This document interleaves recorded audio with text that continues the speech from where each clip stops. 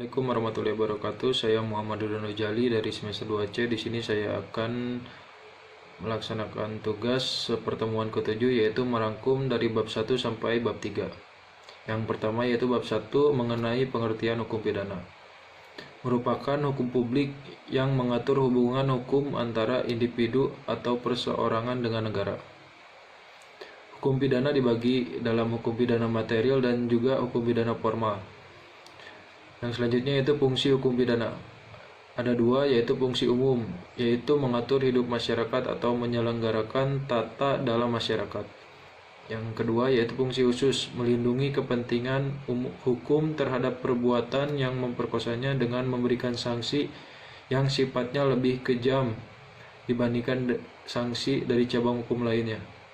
Yang selanjutnya yaitu sumber hukum pidana berawal dari KUHP atau awalnya itu WPSNI, mulai berlaku 1 Januari 1918. Selanjutnya itu peraturan-peraturan lain di luar KUHP, contohnya yaitu Undang-Undang Khusus Tindak Pidana Narkotika. Yang selanjutnya itu Memori Penjelasan KUHP atau MPT. Yang keempat yaitu hukum pidana adat atau hukum pidana tidak tertulis. Selanjutnya itu bab 2 tindak pidana. Lebih banyak dipergunakan istilah tindak pidana dibanding perbuatan pidana, peristiwa pidana, atau pelanggaran pidana.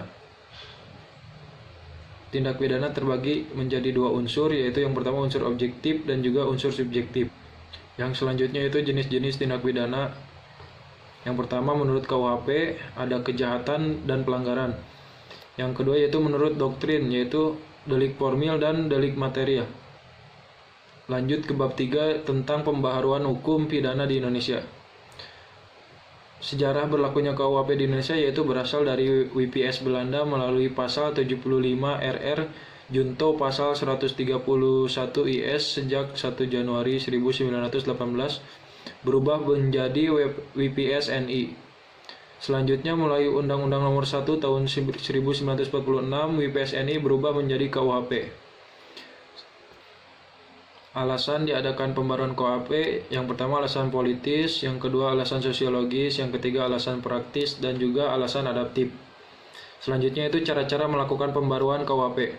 Yang pertama kriminalisasi, dekriminalisasi, rekriminalisasi, depinalisasi, dan mitigasi. Yang terakhir yaitu metode pembaruan KUHP ada 3, yaitu evolusi atau evolusionis, kompromis, dan juga global.